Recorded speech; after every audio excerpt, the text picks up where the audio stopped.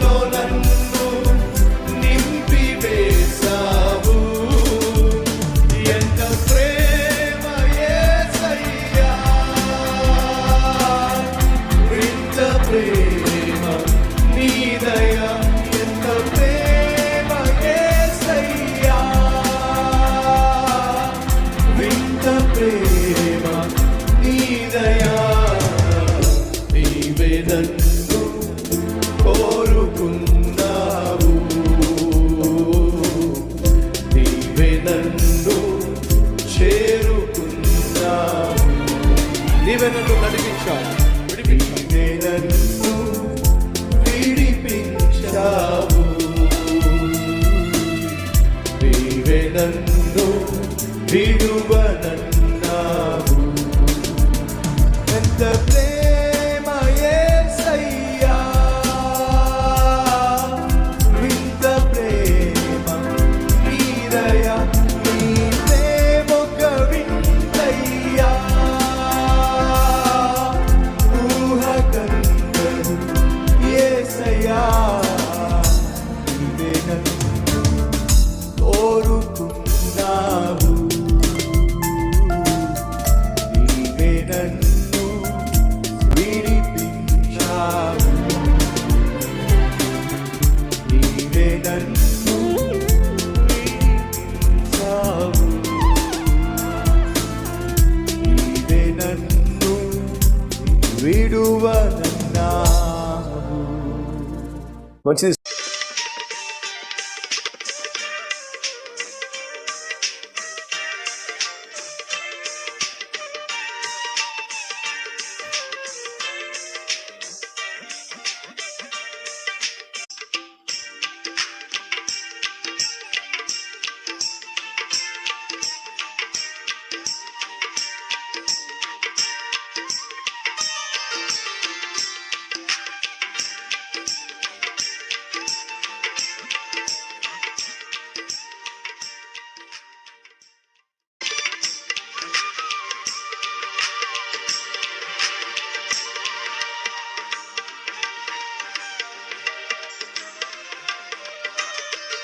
వెతుకుతున్నాడు, తనకు దూరమైపోయిన వారిని వెతుకుతున్నాడు.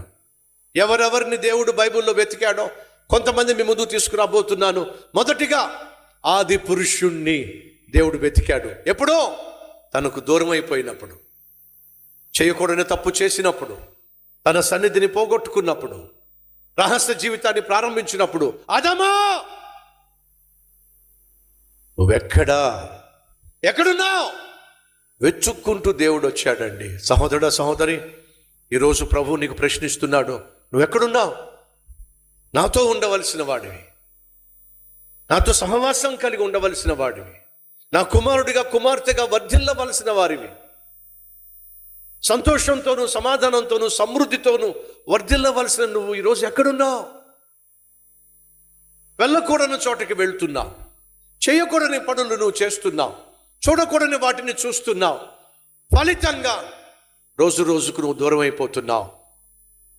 సంతోషానికి దూరం అయిపోతున్నావు, సమాధానానికి దూరం అయిపోతున్నావు, సకల ఆశీర్వాదాలకు దూరం అయిపోతున్నావు. దేవుడు నీ కోసం దాచిపెట్టిన సమృద్ధికే దూరం అయిపోతున్నావు. ఎక్కడున్నావు? నాతో ఉండవలసిన, నా నీడలో ఉండవలసిన నువ్వు ఎక్కడున్నావు? ఆ రోజు ఆదాము దేవుడు ప్రశ్నించాడు. ఆదాము ఒప్పుకోవాల్సింది, ప్రభువా నువ్వు తినవద్దన్న పండు తినేశానయ్యా, కాబట్టే నీకు దూరం అయిపోయాను. నీ స్వరాన్ని విన్న వెంటనే భయపడిపోయాను. ఎవరండి దేవుని స్వరం విని భయపడేది చెప్పండి? పాపం చేసేవాళ్ళు. సతీష్ కుమార్ వాక్య పరిచర్య చేస్తున్నప్పుడు కొంతమంది భయపడతారు, తెలుసా మీకు? కొంతమంది భయపడతారు, మళ్ళీ దేవుని మందిరానికి రావడానికి భయపడి చేస్తారు. నేను రానండి. ఎందుకని? పళ్ళంతో పడుస్తున్నాడండి. నేను పడవట్లా. దేవుని వాక్యము నీ గుండెల్లో ఉన్నటువంటి పాపాన్ని వెలికి తీస్తుంది కాబట్టి. ముళ్ళు దిగింది అనుకోండి, ముళ్ళు దిగినప్పుడు మనం ఏం చేస్తాం? సూదితో ఆ ముళ్ళును పైకి తీసే ప్రయత్నం చేస్తాం. అది ఖచ్చితంగా నొప్పిని కలిగిస్తుంది. పాపము నీలో ముళ్ళున్నప్పుడు, నీలో పాపం ఉన్నప్పుడు, నీలో అతిక్రమం ఉన్నప్పుడు, నీలో అపవిత్రత ఉన్నప్పుడు, ఈ దిన సేవకుడు వాక్యం అనేటటువంటి బల్యాన్ని, ముళ్ళును నీలో దింపినప్పుడు, ఎందుకు దేవుడు ఆ వాక్యాన్ని నీలో బల్యం వలె దింపుతున్నాడో తెలుసా? నీలో ఉన్న అపవిత్రతను బయటికి పెళ్ళగించడానికి, నిన్ను పరిశుద్ధ పరచడానికే.